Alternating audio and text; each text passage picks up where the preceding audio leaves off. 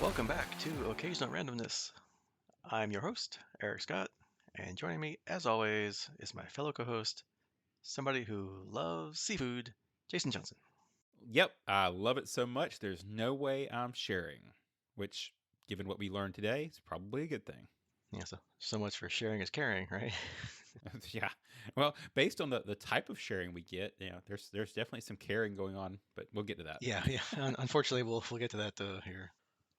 So on today's podcast, we are actually almost at the halfway point in our final season of Farscape, which would be season 4, episode 10, Coup by Clam. And we'll also be talking about the next 3 episodes of the latest Marvel Plus or Marvel Disney Plus series, Agatha All Along, episodes 4 through 6. Stay tuned to the next time Disney updates when it becomes Marvel Plus. Right, And you have to buy Star Wars Plus separately. because everything's plus. Plus is better. And then the next version will be Plus Plus. D plus plus. Yeah. Sounds like my school grades. And as always, a little public service announcement here. If you like what we do, please give us a like or review wherever you listen to this at, or better yet, help spread the word and let people know about us. We would appreciate it a lot. All right, so this is an even episode, so that means you're on deck for the recap. Cool. Well, let's go ahead and serve up Farscape Season 4, Episode 10, Coup by Clam. And there are clams in this episode, so be forewarned. I thought something was fishy. Anyway, that was a stretch. Sorry. Close enough. It's the same. They're all in the water. It's close enough. Yeah, okay. So we start out with most of the crew sitting down and eating on Moya.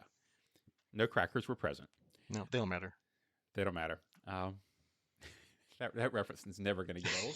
Anyway, Naranti comments that it's highly abnormal when Sikozu goes for her 5th helping.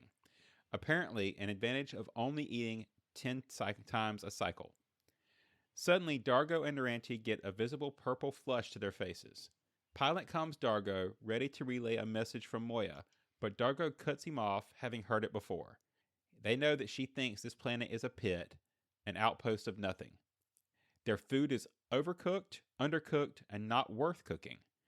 It makes Naranti's food seem edible, Rigel comments. Rigel and Aaron get a green flush to their faces. Pilot tells Aaron that without filtration, the electrostatic impulses from the surrounding radiation sources will drive Moya mad. Moya hasn't had a peaceful rest since they entered the Tormeted Space. Oh yeah, that's where we are. And Dargo adds that this is the only planet they've found whose mechanics are aware of Leviathans. They can get the job done. How convenient. Pilot asks when, and Sikozu answers, when their doctor can certify that none of us have space madness.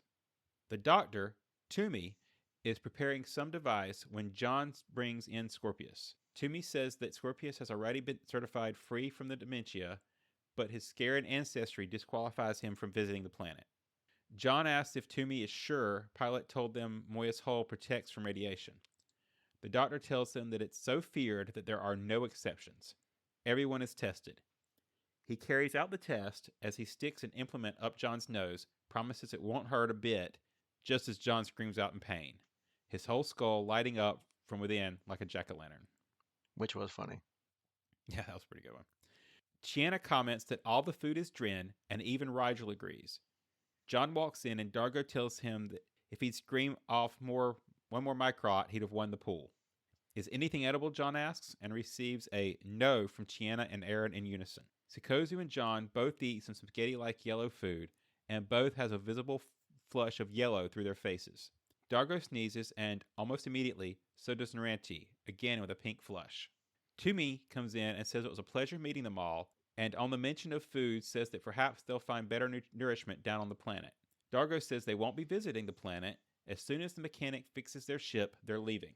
Dargo sneezes again, and similarly, Naranti does the same. I risk to differ, Captain, Toomey says. Oh, did I forget to mention not to share the quad mollusks? They're to be eaten whole. Should the flesh be divided among different stomachs, food poisoning that results is fatal. Everyone gags and spits out what they can on the spot, and Dargo, Aaron, and John whip out their guns. What did you do? Aaron asks. Initiate the first half of our business arrangement, the doctor replies. Bring $250,000 currency pledges each to my office and I'll cure you. $1 million. Reference acknowledged. Dargo suggests just shooting Toomey, but while it sounds like a good idea, Toomey reminds him that he is the only one who can cure them. He adds that their weapons will only cause the mechanics to resist making the modifications Moya requires. When Rigel suggests telling the mechanic what he did, Toomey lets him know that the mechanic will not believe him and he will double his price. Care to call my bluff, he asks. The crew put their weapons away and Toomey tells them not to delay payment as their symptoms will eventually look similar to those of space madness, a disease they shoot on sight for. The mechanic and a guard enter. The latter smirks at everyone and asks the doctor for his report. Toomey states that they're all free from the effect of illness at that moment. Dargo and Ranty sneeze again. Rigel farts and Aaron feels it, and John's stomach plays up and Sikozu feels it, but Chiana is fine. She greets the guard, saying they're all a little excited by it all.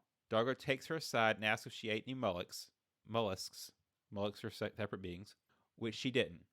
He tells her to put the mechanic to work, but stay with him at all times. She leads them away, and Aaron asks the others what's going on. Every time Rigel vents, I vent, she says, looking like she's in some pain. As Sikozu is digesting her meal, John is feeling it too. Ranty says that she and Dargo both ate the purple mollusks, and every time he sneezes, she feels it. Rigel and Aaron both had the green one. Dargo says they'll go down to the planet and have a chat with the doctor. He tells Naranti to analyze the food and calm them if she finds a cure, so she needs some bodily samples. Of course. Got to get a little humor in there. Chiana asks the mechanic how long the job will take. A couple of arms at most. Chiana stares at the mechanic, who notices. When asked why, Chiana says, maybe I think you're cute. She says she just wants to see that the mechanic doesn't hurt Moya. Chiana calls Pilot to cut off the power to the cluster, and Sikozu attempts to help him. I do not need your help, Pilot insists angrily. A little bit of tension there. Yeah. Go away. Yeah. John, Dargo, and Aaron take a transport pod down to the planet. They sit and wait while the receptionist tells them that Toomey will be back shortly. John complains about the heat, wondering where Sikozu is, while Aaron is suffering from the effects of Rigel's 3 overfilled stomachs. Naranti is doing her experiments, drinks something that resembles urine, and starts to hiccup, causing Dargo to retch and do the same. Toomey comes out of his room and tells the receptionist that's it for the day, and invites the crew into his room. Again, the guns come out, and Toomey points out that killing him kills them. He asks to speak, but John responds, no, cure first, speak later. Toomey adds that he can't be forced to cure them, and that he devised it so they won't find a cure elsewhere. He then explains that each mollusk contains 1 colony of neurally linked bacteria, and each colony acts as a single organism. So if the mollusk is halved, each half transmits each of the sensations to the other half. Who cares, Dargo asks. Just take the money and cure us, John says. The doctor continues, saying that now the bacteria have colonized their bodies, they're communicating their emotional states to force them to merge. The problem is that they're not mollusks and can never merge, so their symptoms worsen and the strain eventually kills them. Dargo threatens to break Toomey's neck if he doesn't cure them now, but the doctor explains that he is down to his last mollusk and the cure requires the same type as ingested. More are being delivered, but for now he can only cure whoever ate the purple mollusk. I hate you, John and Aaron say to Dargo in unison, since it was he and Naranti who ate the purple variety. On Moya, Naranti drinks some more and dances around, then gets somewhat aroused. Toomey explains that they must orally ingest the urine of the person they're linked with. Imbibe, digest, urinate, imbibe, he chants impishly.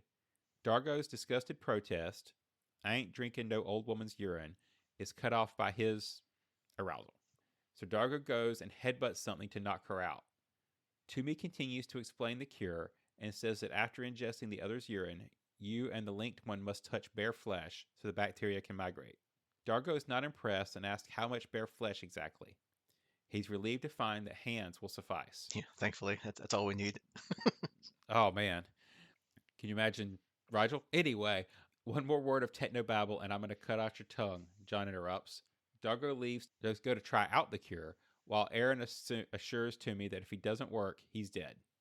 The guard is with Scorpius, back on Moya, asking how he can travel in something alive, filthy with all that bacteria. Scorpius says that Moya is self-disinfectant, while the guard is surprised that Moya is a female. Scorpius assures him she is controlled by Pilot, a male, of course. Scorpius says that there's never been a case of space madness on this ship, while the guard says they're lucky. They've had 3 cases in the last 6 months alone. Back on the planet, the mollusks have arrived. Just as Toomey goes outside to pick them up, he's shot at by what appears to be a mysterious figure cloaked all in black. Aaron didn't catch the face of the shooter, but is pretty certain it was female. Lying injured on the floor, the doctor wonders about his assassin, then says, "Oh dear, I believe we're all in a serious difficulty. Then I'm afraid I can't cure you." On hearing this, the crew all lose their cool and demand some explanations. Naranti pees in a bucket and scoops up a full cup of urine, handing it to Dargo. He Mmm. hesitates. Yeah, right? He hesitates with a snarl, but when Rigel prods him, he reminds Naranti that they have to be touching too. She prepares to take her top off, but he stops her, assuring, "Less skin. Hands is just fine." They gulp down each other's urine, and both of their faces have a purple flush. "Did it work?" Sikozu asks. "Test it." Dargo complies and punches Naranti, not feeling anything himself. Of course. In response, Naranti pinches him down below, but just gets a fright. She too didn't feel anything. Dargo lets John know that the cure is working, and the doctor tells them to be sure to maintain contact until they feel an oily sensation, to signal all the bacteria have precipitated out. It should only take a few hours. If they break contact, however, the bacteria will recolonize in their bodies and the symptoms will recur. Eventually, they will die. Aaron tells Rigel and Sikozu to get down to the planet quickly. As they leave, an excited Naranti begins. "Do you know, I've been looking for this opportunity for so long. I've wanted to get you alone. There's so many things I don't know about you." And we all feel bad for Dargo. Yeah. Captive audience. Toomey tells Aaron and John that to cure them, he needs more quaddle mollusks, and he can no longer get them. On this planet, females are oppressed, and there is a resistance movement planning a coup to seize power. "Girl power, so what?" John asks. Toomey explains that they possess the only quaddle mollusks on the planet. They employ them to eliminate certain males in power. They use them for secrecy, as the symptoms are not known on this planet. They are mistaken for space madness. During an autopsy of one of the victims, he discovered the real cause of death and who had caused it, and made a deal: his silence for some of the mollusks.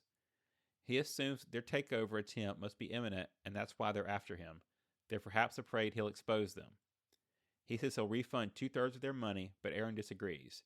He will tell her where the females are.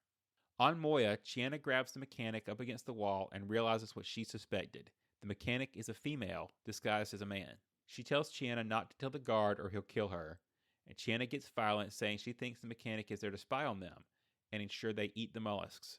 The mechanic doesn't know what she's talking about and insists she's just here to help by fixing their Leviathan. She explains that women on her world weren't allowed to do this sort of work, and convinces Chiana she's telling the truth. Meanwhile, Naranti has fallen asleep against Dargo, who wants a drink that is just out of reach. Toomey tells Aaron and John that the club the females run is popular among the highly placed officials, and while they're there, the mollusks are served. Instant coup. Sikozu and Rigel bring currency while Aaron tells Sikozu to come, as they have a mission to do. "I'm happy to go." "Jiri power," Aaron replies. Girl power. Would you quit speaking English?" John adds. John ties up and gags Toomey when the man answers looking for Dr. Toomey.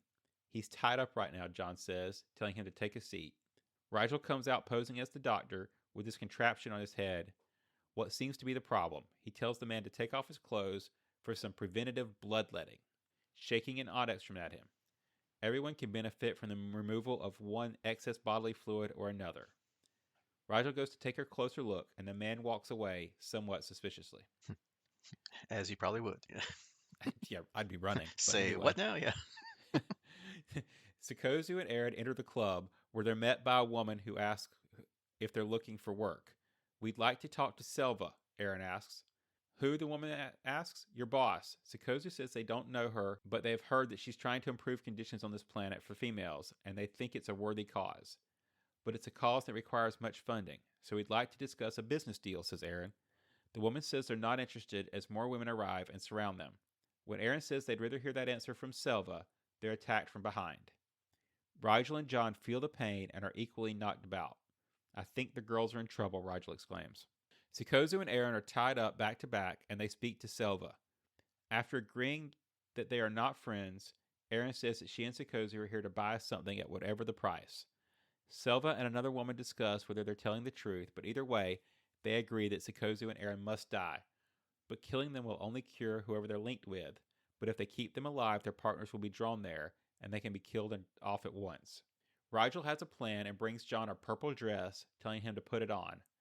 But John's not impressed and doesn't want to wear it. The elite male clientele are all known, and no one another. Therefore, we can't go as males, Rigel points out. John then objects to the color of the dress because it's not a slimming color. If it were black, maybe. I wear that color all the time, Rigel says, disgruntled. He tells John that he can stay there and die for the mollusks then. He'll just go alone. John and Rigel enter the club, both dressed as women. John in the slinky purple velvet number he objected to, and a brunette shoulder-length wig. Flaunting a frilly, poofy matronly thing, Grand Dame Rigelia is a floating vision in white with a bejeweled crown and flowing veil. Charming. Rigel reminds John that they need to blend in. Then they strengthen their resolve and attempt to mingle. As John struts in, a man immediately comes over and crashes his behind. John turns to him. If you put your hand on my ass once again, I will kill you, he says with authority. As Scorpius and the guard walk through Moya, below deck just beneath them, they overhear Chiana and the mechanic talk about how difficult it is to pretend to be a man. But she's confident that sooner or later women will take power and defeat their oppressors. The guard steps down a ladder and confronts them, and then orders the mechanic to strip or he'll shoot. Chiana stands in front of her and tells him to leave her alone. Suddenly, Scorpius slides down the ladder, wraps his legs around the guard's shoulders, and breaks his neck. Oh, Scorpius to the rescue. What's wrong with this picture? Yeah. I'm sure that's the last time Scorpius will help out this episode. Yeah, he's not that kind of guy. He doesn't do that sort of thing. Right. Pilot tells Scorpius John's comm isn't responding. It may be turned off. Scorpius says he could be incapacitated by the mollusks, and Pilot suggests that maybe contacting the planet's authorities. Scorpius says no, so reluctantly Pilot asks him what he thinks they should do. Scorpius smugly retorts, "You, Pilot, can do nothing."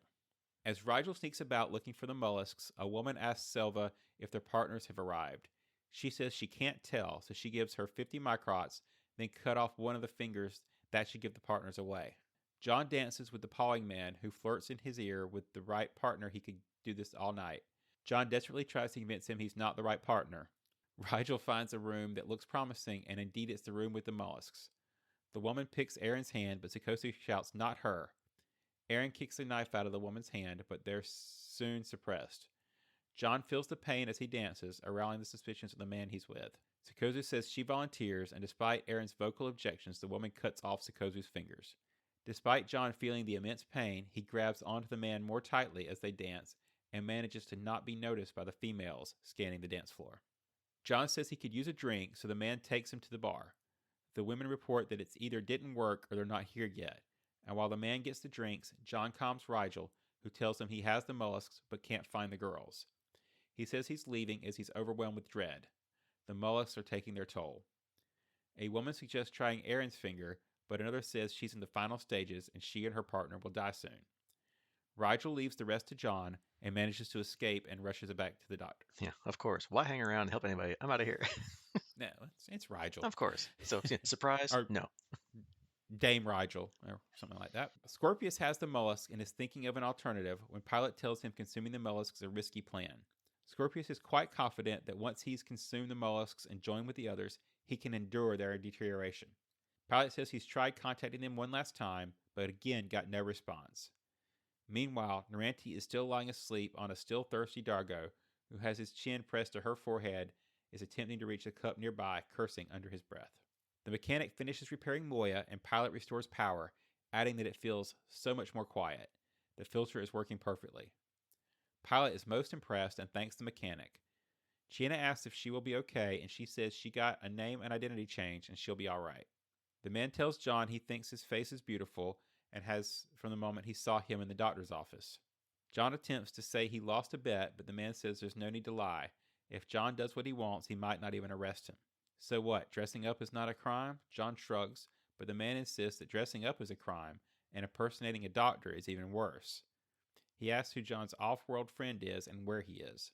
On Moya, Scorpius is on his knees concentrating, eating both green and yellow mollusks as Sikozu and Aaron continue to worsen. As Scorpius, riddled with pain, begins to withstand the effects of the mollusks, everyone feels it and slowly improves. Toomey tries to take advantage of the distraction by grabbing a nearby sharp implement, but before he can do anything, Rigel recovers enough to pounce on him and bites his nose off. Whoops. Yeah. Meanwhile, everyone else seems to recover and regain their strength. The man, still groping John on the couch, tells him not to be shy, but John, now having had quite enough, slaps him and then knocks him out. As the women check to see whether Aaron or Sikozu are actually dead, the two are lure them in close and strike, knocking them out. Aaron asks why Sikozu volunteered her finger. Do your appendages reattach? Sikozu replies. Selva orders her guards to tell her if anything suspicious at all. Aaron and Sikozu and John group together, and John says they need to get out of there. Aaron, puzzled but amused at the state of Johnette, says the exits are all guarded, so to distract them, John climbs upon a table and provocatively starts rolling up his skirt, shouting, "Excuse me, ladies, do any of you have one of these under your skirt?" Suddenly, in a flash of suspender belts, he reaches under, pulls out his pulse pistols, and starts firing. "Girl power," he shouts as he shoots his way out.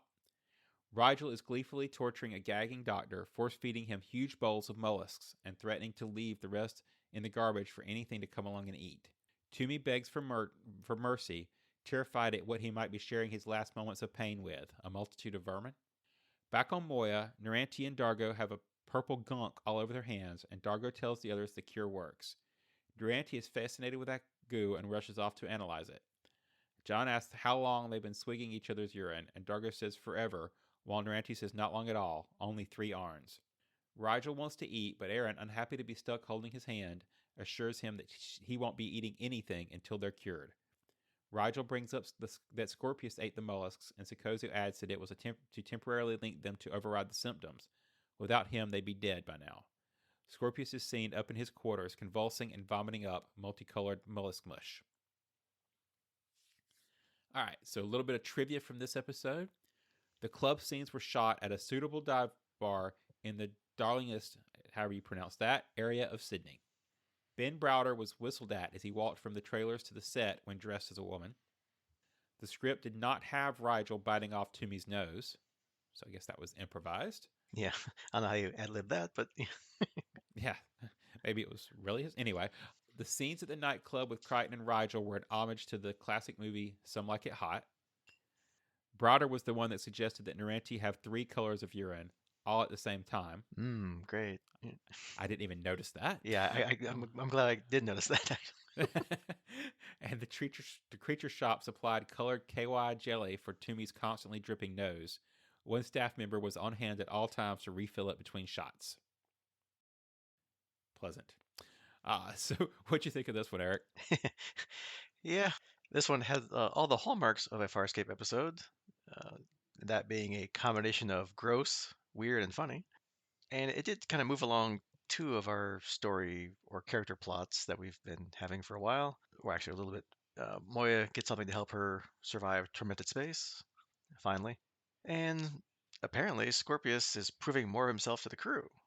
So he helped them out in 2 different ways, surprisingly, or maybe self-centeredly. I guess we'll find out. Yeah, I mean, overall, I liked it. For the most part, there's little quibbles here and there. It's not an amazing episode, but it's not terrible. Not quite as average as the last episode. So yeah, I guess not a meh, but whatever. Meh plus. I don't know. Okay episode, I guess. What do you think? Yeah, I enjoyed it. Like you said, I think we were on an upswing from last episode, so that probably colored me a little bit. I did have one small nitpick, which I think this would have made more sense if this aired before the last episode, based on the Tormented Space stuff. And if this was our first Tormented Space episode, it would have made more sense just to me, because I think the comment last time was that Moya was hibernating or resting, and if she was resting now that she could after having the filter put in, that would make sense. But I think, though, you're kind of right. Overall, we got a good mix of action and plot, and I didn't feel like I spent the entire episode confused about what was going on. So yeah, definitely a Meh plus, maybe a Meh plus plus. Yeah, definitely had its gross points. Yeah. So Yeah, again, there definitely were some spots we maybe get to that I would have removed, but again, some of it just went past me anyway. So yeah, and it is Farscape, so I mean that's kind of what they're doing for. So they're on brand, right? Oh yeah. And before I forget, we did have an exact title name drop in this episode. Crichton says it at some point when he learns about the females using the mollusks against the men. So he's like, oh, Coup by Clam. So, it's been a nice while since we've had a direct title name drop. Yeah, I caught that. I think it was nicely done.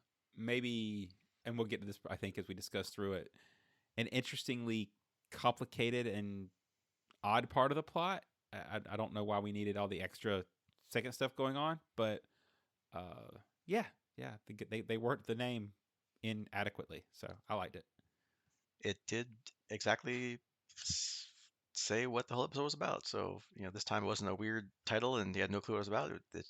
It is as advertised. So, Yeah, and kind of speaking of that, I like that they set up the whole episode plot more or less in the first couple of minutes. They didn't like last time kind of slowly draw it out, and you're like, what is going on? I don't know what the heck is what is happening. Because right off the bat, they eat that food, and obviously it did something to each of them, well, the pairs of them, because they made it clear that they weren't all sharing the same thing, which would be real fun. But they at least spread it out, so only two of them were affected at the time. And then we learned, pretty much, in the first scene there, that it's all the scheme from that doctor to make tons of credits by curing him of things he made up himself. I guess my only gripe about, if you think about it, I guess my only gripe about it was that they stopped fairly quickly having the same reactions that each other had, like sneezing or farting or whatever, and it just became more like kind of like those remember back last season those I inch U inch gauntlets where they just kind of felt the same things as their counterpart did, whenever it was convenient for the story. Like, Naranti doing her little weird thing and Dargo like headbutting himself to knock her out, that kind of thing, like kind of yin yang kind of thing. It wasn't more like they didn't keep going with like, oh, my stomach or oh, I'm, passing gas all the time, so I mean, granted, it did make for funny scenes here and there, really awkward scenes in some respects, but hey, again, Farscape, funny and gross. There you go. yeah, yeah. Now that you point that out, I did, you know, that does make sense. They did quickly move away from some of this stuff. Although I think there's still, you get the comments later about you can't eat anything until we're separated and all that. So they did kind of circle back to it. But yeah, I think kind of in the middle, they kind of went for expediency over sticking with that original concept. Um, I also think I would question the wisdom of eating whatever food some strange doctor brings with him. Don't know why, but at the beginning of the episode they were eating it at all, but maybe they were short on rations. They really kind of just glossed over the whole "why are we eating this crap?" But Yeah, that's a good point. I didn't think about that. Yeah, like obviously he gave them the food, not the uppity guard flunky guy who thinks too much of himself, and mechanic sure did that. There were only three people on Moya, so yeah, it's like hey, welcome. I'm gonna test you for space menace, and by the way, here's some food. Like, huh? Yeah, right. and we're really trusting of people on these planets we just walk up to. So I don't know. Yeah, because I mean, I don't know how they figure out is every food compatible with all the different species, which again, don't overthink it because it's sci-fi and it would never work. But yeah, it's like, oh, I guess we can all eat mollusks. Sure, fine, whatever. But yeah, speaking, going on with the doctor thing here, and those funny scenes, I kind of like how John and I guess pretty much everybody else just wants the doctor to shut up about the mollusks and how they work and how he figured it out and on and on and on and just cure them. He's like, cure first, speak later. It pretty much sums up the whole thing. Which I kind of had a thought after the fact that that might have been like a kind of a commentary or a jab at the tendency for series like Star Trek to kind of go on and on in scenes with all that scientific technobabble that is all through Next Generation and whatever. I think even John says stop with the technobabble at one point. So maybe a little jab at your competing sci-fi shows. Then again, it was nice to explain it because it does point out that the continuing creativity of the Farscape universe and their weird and interesting organic things that inhabit it and interact with the other organic beings in Farscape. My other thought on that I found interesting, just to kind of build on that, is it also shows kind of the whole show arc for John, right? Because the original, if you think back to first couple episodes of the series, he was very scientist based. Peacekeeper, peaceful astronaut. all that kind of stuff. And we've slowly changed him into a, cure first, speak later. I don't want the technobabble character. So kind of an interesting character arc. And I would also say it's kind of the doctor speaking while everybody's telling him to shut up and not give the technobabble. If it weren't for that, we wouldn't really have an understanding of why we should care about all these female power plays and the Coup by Clam and all that stuff, right? I mean, that's the only place we really get the whole understanding of the planet is from the doctor's technobabble. Yeah, I mean, they do a good way of doing like the exposition dump to explain things, but make it funny. Not like someone just walking around talking about things. You're like, why are you droning on about your cunning plan? This actually made sense. So, again, credit for wrapping that into the script properly. And if we hadn't had it, we wouldn't have understood any of it, right? I mean, if you take out that explanation, none of the mollusk stealing nightclub scenes make any sense. So Yeah, or maybe while he's laying there shot, he can be like, "Oh, wow, it must be because," and then that makes even less sense because okay, you're laying there dying and you're telling him what's going on. So yeah, so good job with making that fit the plot there of the script. So. And then yeah, back to our little awkwardness. We do have the awkward and I guess it's funny. I'll give except for the one bit which is kind of creepily weird, unsettling part with Dargo and Naranti, prepping and applying their cure, or I guess her prepping it beforehand.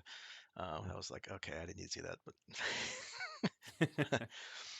with the vibrating scientific device, she's too close to, so kind of go make your own conclusions there. Which, yeah, I mean, it's gross, it's weird, it's funny, it's Farscape, so okay, yep, I'll give him it. It made me a little uncomfortable and just like, oh boy, but it was kind of funny, and yeah, at least like we said, they didn't have to do anything other than just hold hands because Dargo's like, oh no, please, and plus, from a few episodes ago, we've already seen enough about Narenti. We're done. We don't need to see any more of her. Skin wise, totally skin agree. skin wise, maybe Skin character wise, wise, she's getting better, like you said. But yeah, we just keep the clothes on, please. That's all. yeah. As we kind of were talking, that I completely agree on some of the scenes they decided to include, but overall, if I had to rate this episode in my Durante scale, uh, I could tolerate her a little bit more this episode than in others. Still not my favorite character, but she kind of fit in this one. Whereas a lot of them, I'm just spending the whole episode going, "Why are they letting you on the crew?" Like I'm not understanding. So yeah, she contributed. She's no Zan, but Yeah, I mean, yeah, in this one, she acted more like what Zan would do, just a little more on the bizarre, crazy side, but not as bizarre and crazy as prior times she's been cooking up things or just doing random things to people, for or drugging John, right, right? just smacking people with drugs or blowing stuff in their face to knock them out, whatever. Just like, what are you doing, woman? But Yeah, the only contrast I would point out there is that I think if we had Zan, she would have actually had a cure, whereas I don't know that Naranti was ever close. So and then, like we said before, but of course, the doctor gets shot, and that, of course, sets up the whole, oh no, we're not gonna be able to cure everybody. But I guess the person's a really bad shot, or just obviously got surprised by the other people, and so didn't follow up on it. So he's still alive. It looks like he's, not doing too well on the floor there. And then later on, he's just like, oh well, fine, and he just walk around. So okay, fine, whatever. But we also have then the explanation again of the plot, which is a typical sci-fi concept, but it fits well within the episode of instead of like different countries or different ethnicities being against each other, you have the typical male-female thing. The males are the rulers and oppressive to the females, and they want to rebel and overthrow the males. Okay, typical sci-fi concept. It's fun. It fits the episode. He's the only one that can cure them, of course, but oops, they're out of stuff because I guess they're going to kill him now and he can't get his stash. So Aaron and Sakozu, being female, have to go off to meet with the ringleaders and try to get more mollusks. And of course, that goes about as well as that always goes. and I think as far as plot devices go, I think this one really like flowed, right? I mean, you can go from A to B to C and see where all the plots pieces connect, and I don't necessarily have a problem with any of them. So, I mean, you're right. It's kind of a simplistic male versus female issue, but I, it's a logical one, and I really appreciated the fact that this one actually like made sense. I was not like that wouldn't work. Like it does, and I like the fact that they were assassinating the males with the mollusks and all that. So you know, pretty cool. Yeah, I mean, like you said, the script flowed. You weren't like, what, huh? Or no, that's not how, what, so it all made sense. It was entertaining. So, that's the whole point of a show, right? So, and then of course, now it's up to John and Rigel to save the day and get the mollusks. But how do you infiltrate a club and not be seen as the oppressive males? Of course, dress up in drag, which leads to all those tropes that you expect and jokes, which again were funny. Uh, Although, I don't know, maybe it was, I don't know if you agree with this, but Rigel didn't really look all that different in drag, and no one seemed to care at all about him. I mean, I don't know, maybe they don't get that many Hynerians come for a visit. I don't know, but yeah, no one batted an eye or even cared about him at all. So that's one of the areas where I had to like use the don't think about it too much approach because I think logically, uh, I mean, how big is this planet, continent, town with this club, right? I mean, y- these people on this planet would know most of the females who they'd want working in the club. I find it interesting that these people just randomly show up and we'll put these two to work, and then we're looking for these people's partners to show up later, but we're not going to suspect the two new people who came to work. Yeah, just especially when one of them looks like you said, a complete Hynerian off-worlder.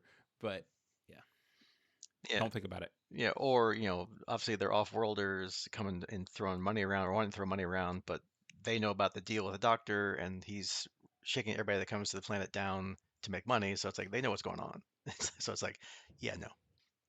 And then we got our little, I guess, Scorpius being nice kind of stuff. Back on Moya, he's killed a male guard when the guard realizes that the tech is female and not a male.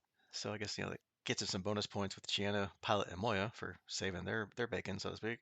And then later, for the rest of the crew, he helps them by eating the mollusks that are still, outstanding, and making sure they don't die right then and there, and give them some more time to, get their stuff together.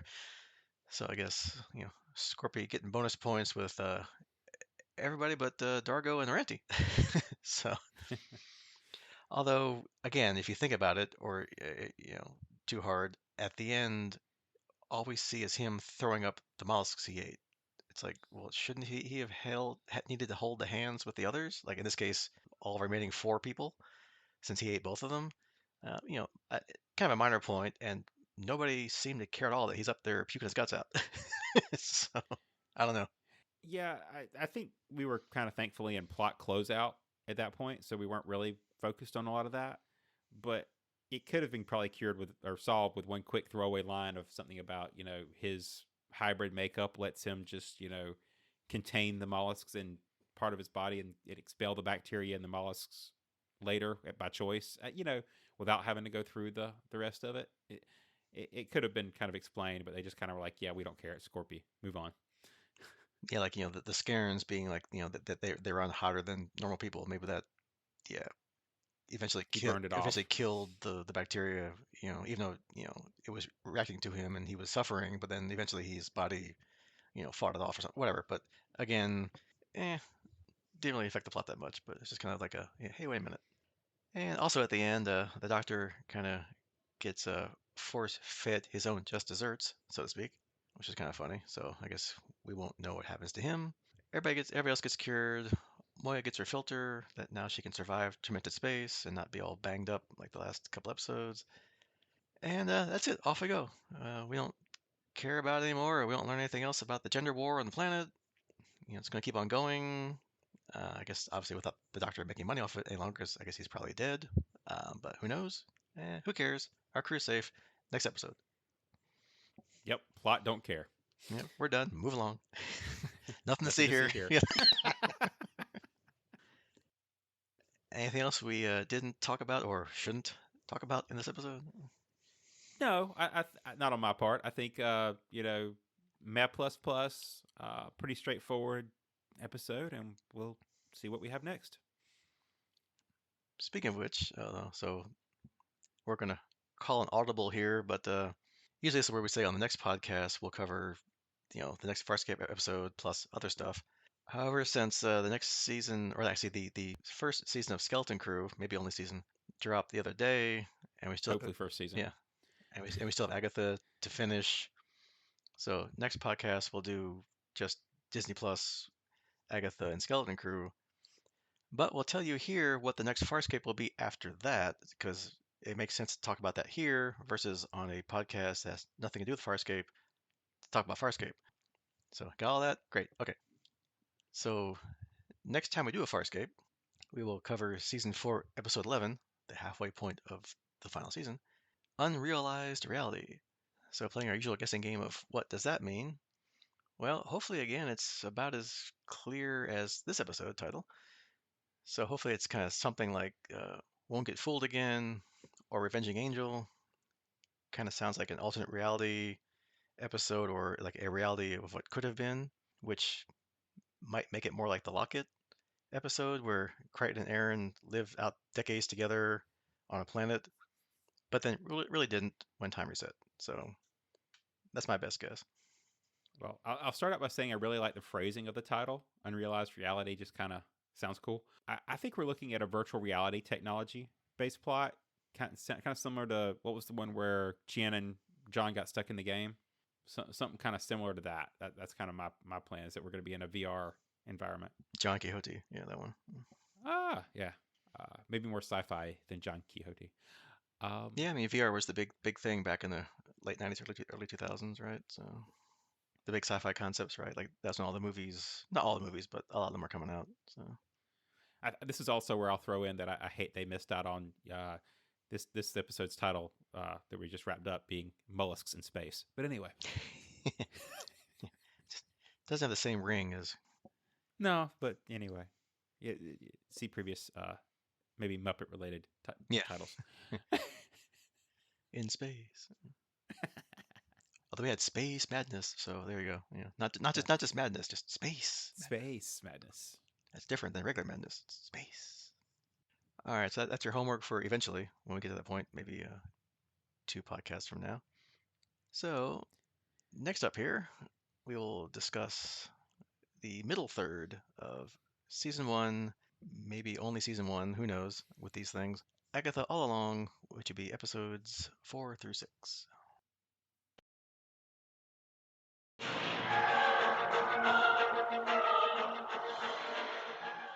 All right, so we'll just alternate, and since you read the gigantic summary a minute ago, I'll I'll start us off here All on right. this one. Yeah, these recaps get longer and longer, They and do, it's don't and they? it's the same length episode every time, but they just cram they But just cram a lot of stuff into these things, and you got by the time we hit the end, we'll have like 10 pages. It'll be cool. yeah, right. And then on page 47, but all right, anyway, Agatha All Along. So episode 4, If I Can't Reach You, Let My Song Teach You. After burying Sharon, the coven is forced to summon a replacement Green Witch, and surprise, Rio emerges from Sharon's grave, much to Agatha's annoyance. The coven encounter a house with a 1970s vibe that prompts renewed feelings of grief for Alice, as it turns out to be a recording studio tied to Lorna, her deceased mother.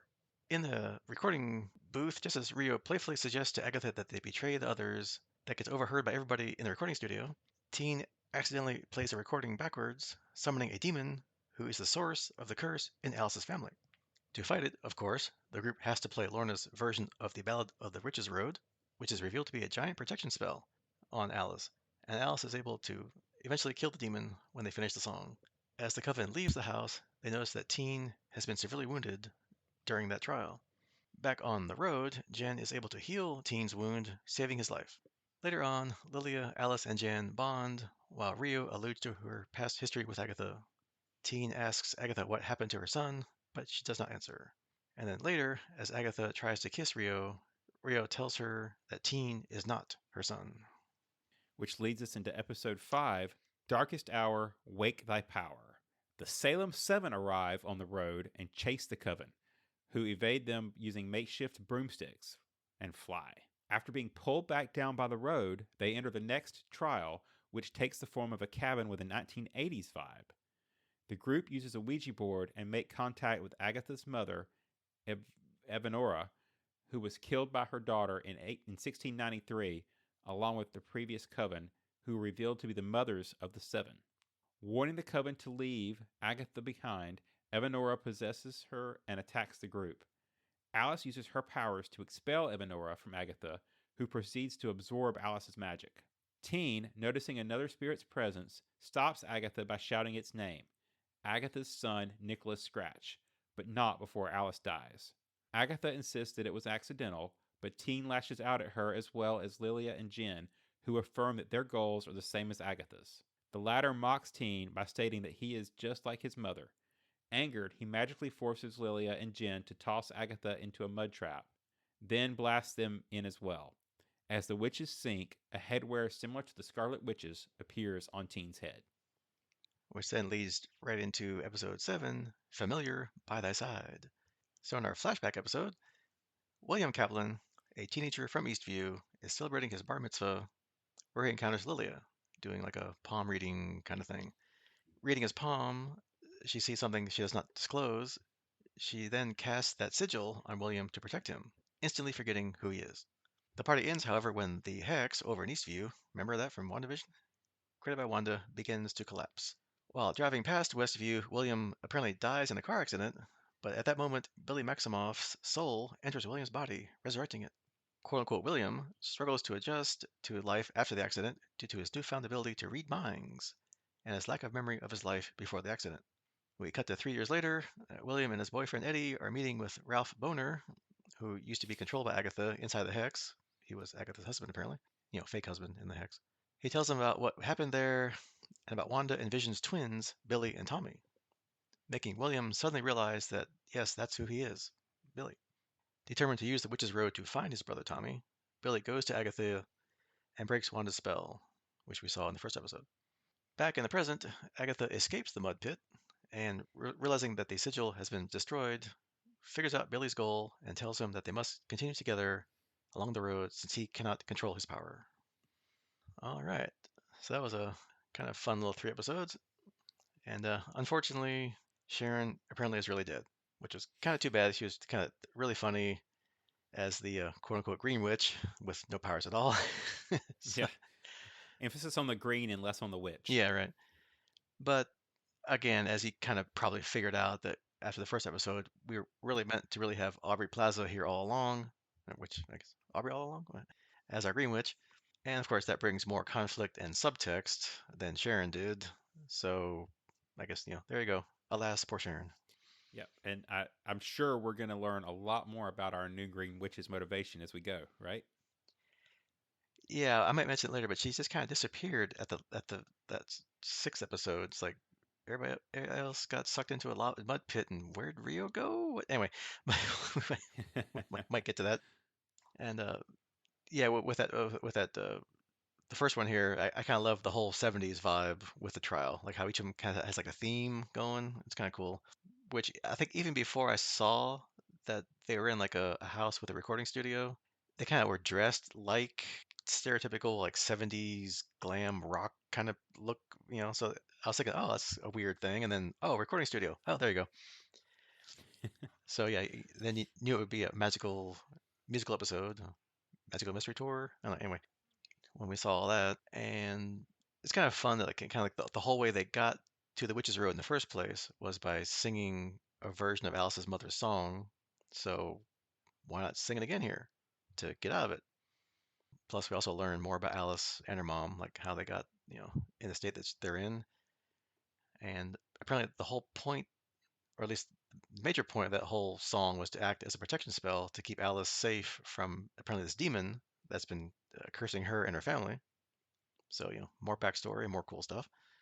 I don't know how spells work in this universe, but it's kind of cool to make sure it's always in place by having hundreds of thousands or hundreds of people who are fans of the song singing it and playing it all the time on any given day.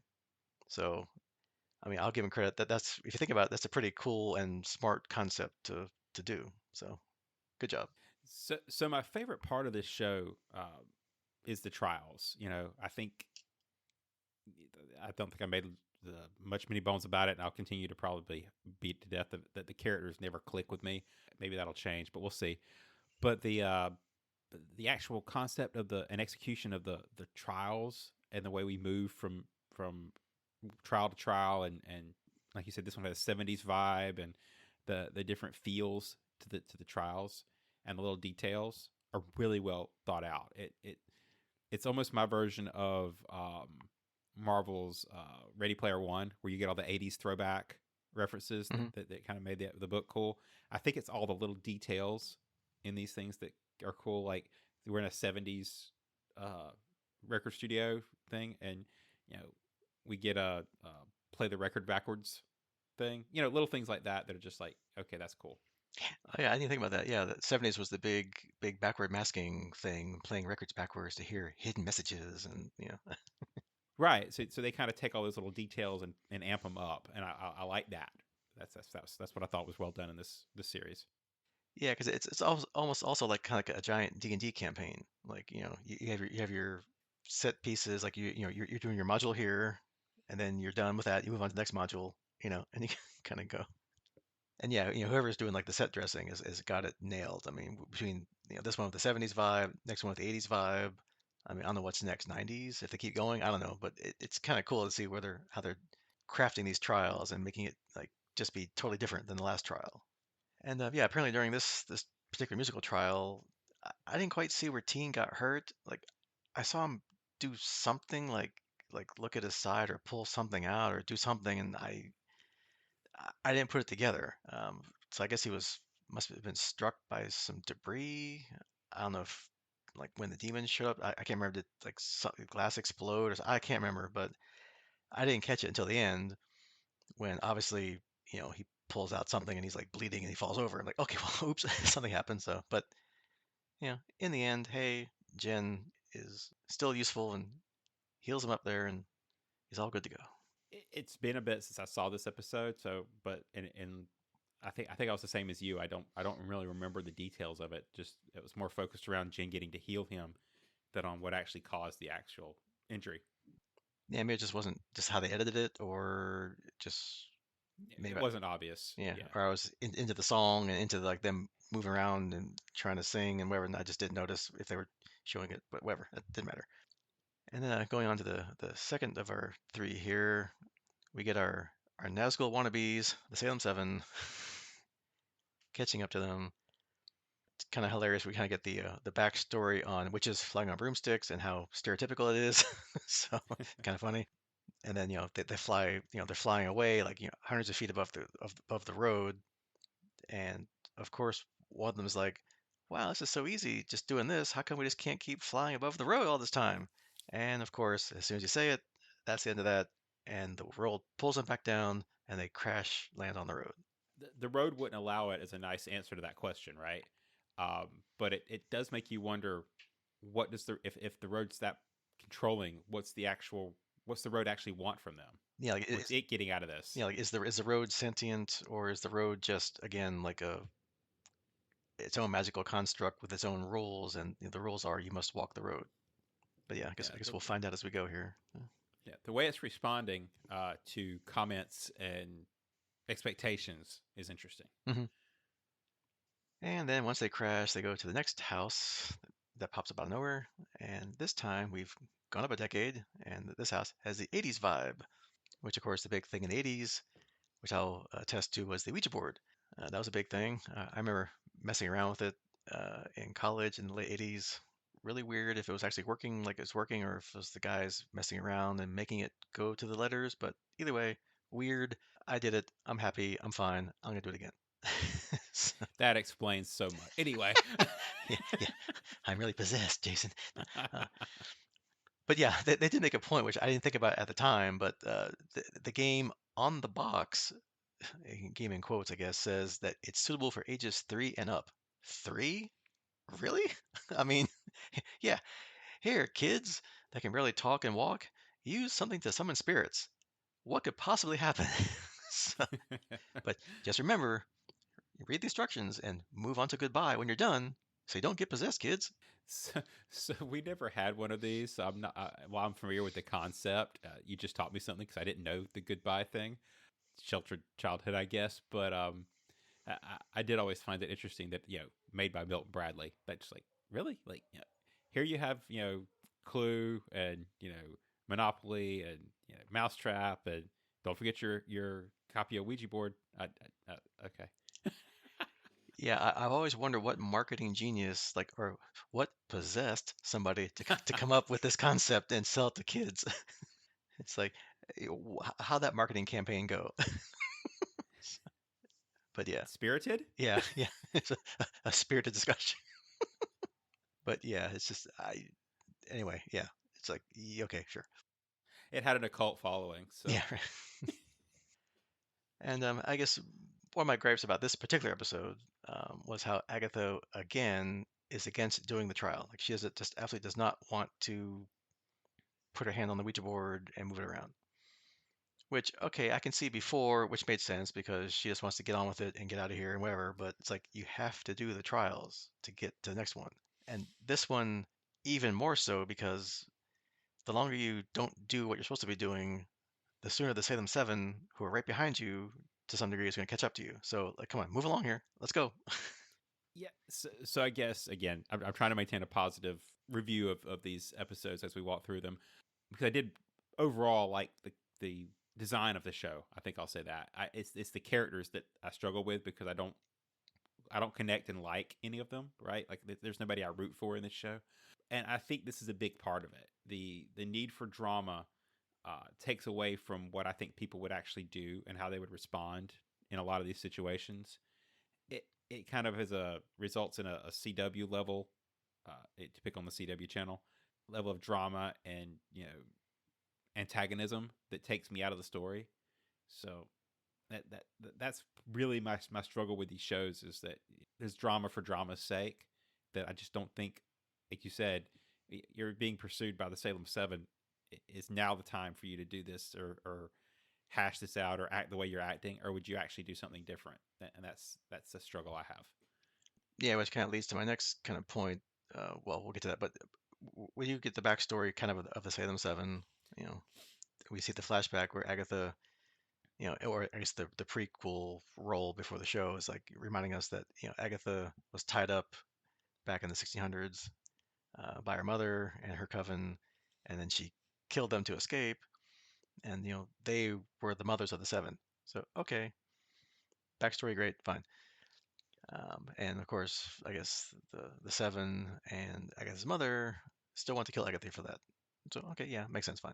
But my big gripe, like you said about the just moving the plot for the plot or just doing drama for drama, is the last episode was basically all about saving Alice from her family's curse. Like learning what the curse is, learning what the song's about, them going through all this stuff and, rigmarole to get through the trial, probably mostly selfishly for them, but also to help Alice. And then you go and kill Alice off when Agatha gets possessed and goes after the group. And when Alice expels her, Agatha absorbs Alice's magic and kills her. I'm like, really? I mean, we just had a whole episode about this. So now we're just like, screw it. She's dead. Who cares? Granted, is she really dead or not? I don't know. I guess they got through the trial that needed her particular brand of witchcraft. So maybe that's okay. We're done. Cast her off. She's done. But that just seems that's just cheap. I mean, I know they only got 9 episodes to play with, but I mean, come on. You give us some character improvement and some closure in last episode, and you just whack her in this one. Yeah. So I guess it's kind of like see previous comment on drama and consistency. You made it. You said something earlier about this being like a D&D campaign, and I think my approach to this whole show is I like the campaign. I just wish you could roll up some new characters. So let's keep the story. Just roll up some different character sheets and let's roll. That's kind of where I'm at. But anyway, speaking of new characters, Yeah, yeah. They have 3 more. Well, actually, or 2 more after this one, or well, no, 3 more after.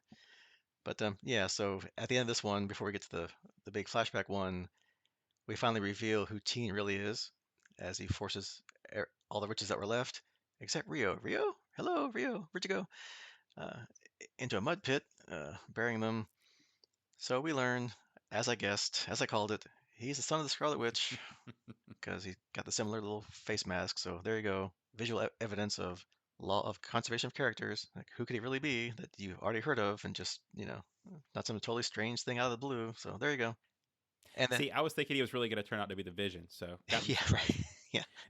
Suddenly he's intangible, and no wait. And then just the kind of fun thing for me is instead then they cut to the closing credits, and instead of the typical or the usual up to this point closing credits song, they instead, as they zoom in on his crown, play Billie Eilish's "You Should See Me in a Crown." That was funny, and it made me stay through the closing credits to listen to the whole song. So Yeah, I did want to admit that you called it, which I thought was pretty awesome.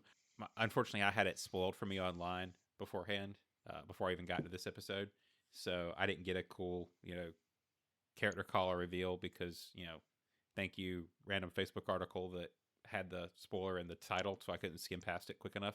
yeah, Um, I think I saw kind of the same thing, but I was fast enough to like it, and then no, like, scroll. no, I got it like right at the front. I was like, ah, crap. Oh well. So yeah, but yeah, like you say, conservation of characters. It really only could be a certain number. You kind of had your coin flip on if it was going to be, in my opinion, it was either going to be Billy or Nicholas Scratch. And I think there's still some drama around what happens with that. So, you know, we'll stick with. Obviously, it had to be Billy at this point.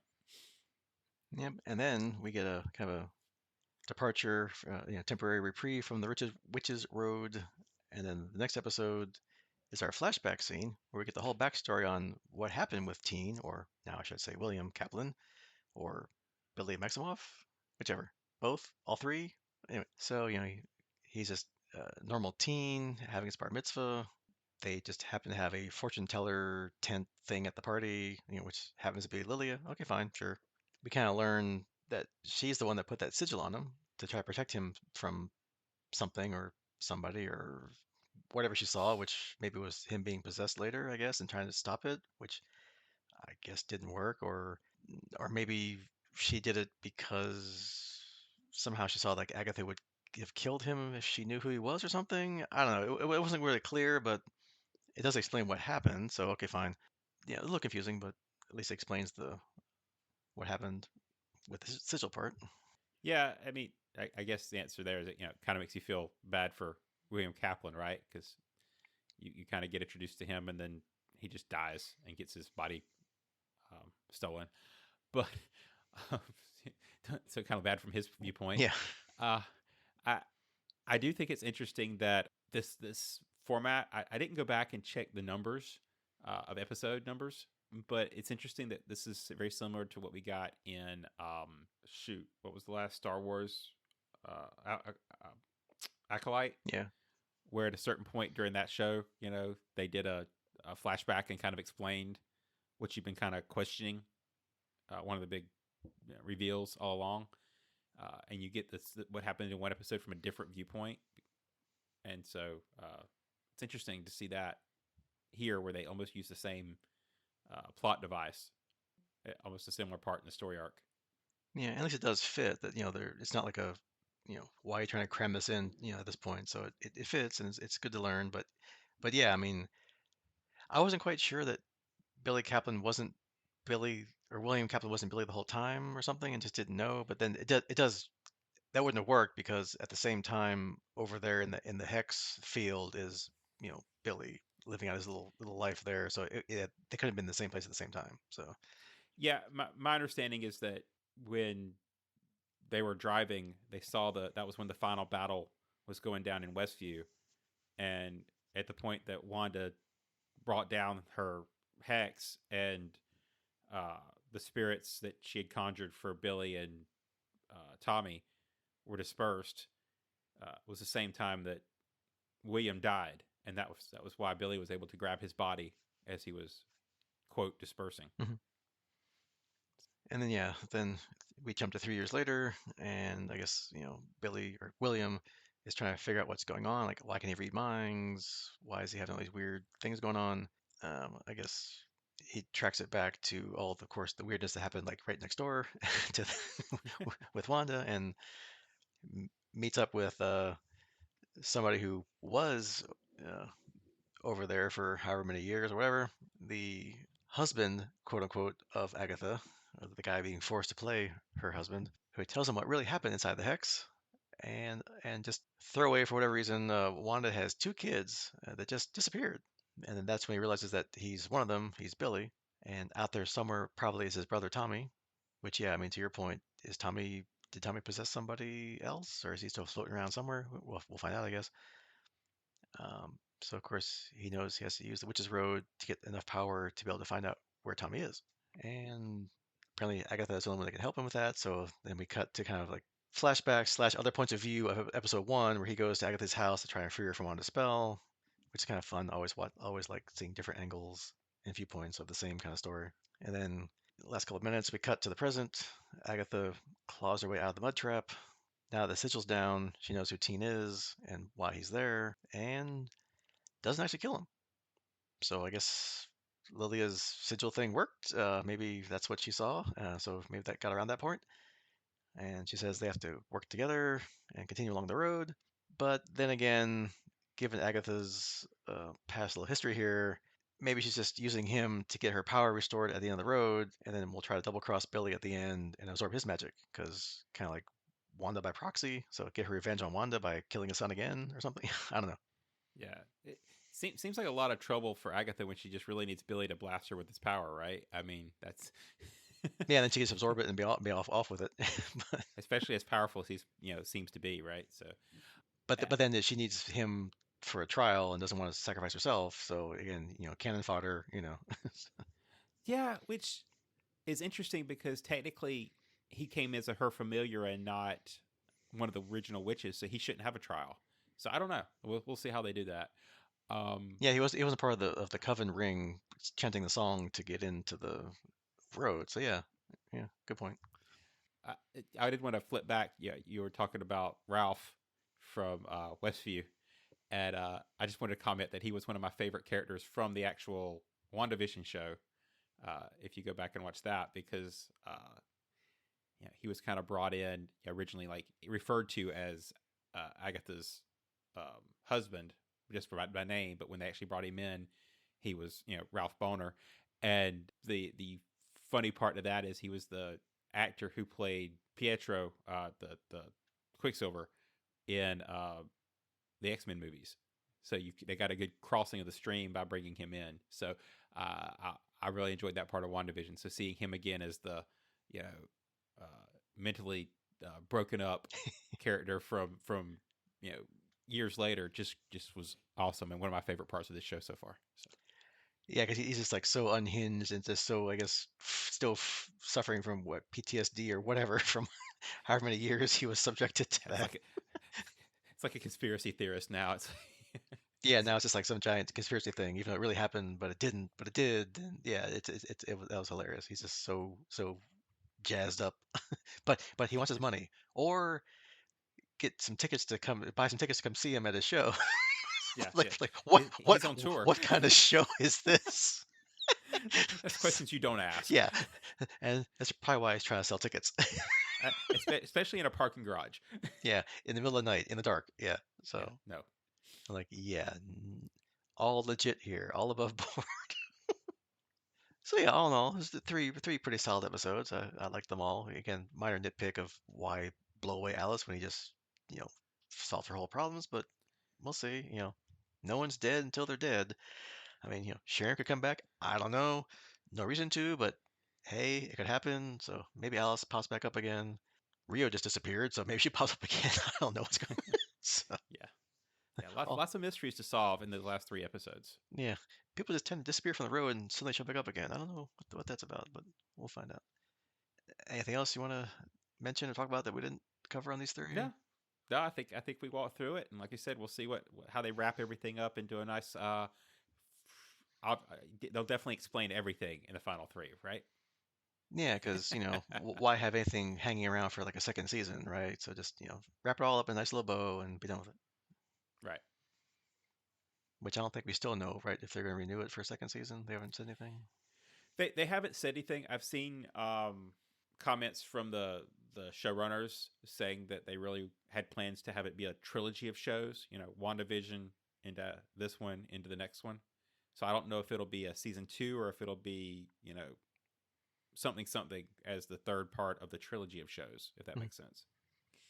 Yeah, because if you want to explore like the Marvel B team of magic people, like not Doctor Strange and that kind of thing, but like the next level here, um, I mean, you can go. I mean, we had some of it in the what Werewolf by Night when we had Man Thing, and Man Thing's into like the nexus of realities in Florida and the whole like magical thing and all that kind of stuff. So, I mean, you want to try and reach back and wrap up all those kind of series together. That'd be kind of cool. Yeah.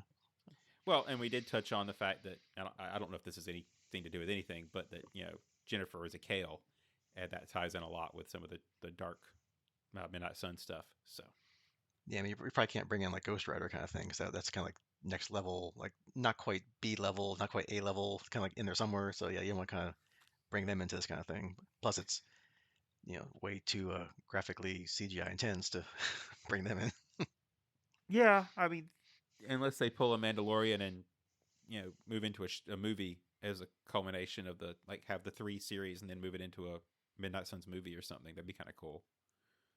Yeah, like whatever. Now we're in what phase 5 of Marvel MCU? Who knows? But yeah, so if they, I don't know. I don't think we've had a I don't know what if they know what they're doing for Phase 5 yet. So yeah, it keeps other, changing every time I check. other than like what Captain America, New World Order, and or Brave New World, whatever, and um, the Thunderbolts, Thunderbolts. Asterix. Yeah, Yeah, I don't know what else is coming out. Yeah, so yeah. I think after that, it's all up in the air. So yeah. Well, the Blade's still floating around, right? They got a new life, but that's not really kind of part of. I don't know. We'll see. But I don't know because now I'm hearing they want to bring Wesley Snipes in. So no, I thought they were still going to stick with the one guy, but maybe not. I I, don't know. I don't know. Again, it's all rumor mill at this point. Yeah, I mean, again, until they start filming something, whatever. Yep. So, Believe it when it's actually on film. yeah. All right. So, like we said previously, next time will be the end of Agatha episodes. What end of season 1? Question mark. Episodes 7 through 9, and probably 3, if not 4, which will be half of the new Star Wars Disney Plus Skeleton Crew season. We'll skip the Farscape next time because there'll be 3 things to talk about, which is too much. So we'll just do the 2, and that'll be it. Yep. It's too much. We'll sum up. Yeah. Let me explain. No. Let me sum up. All right, so that's your homework, Agatha and Skeleton Crew, and we'll see you next time. Goodbye. Goodbye.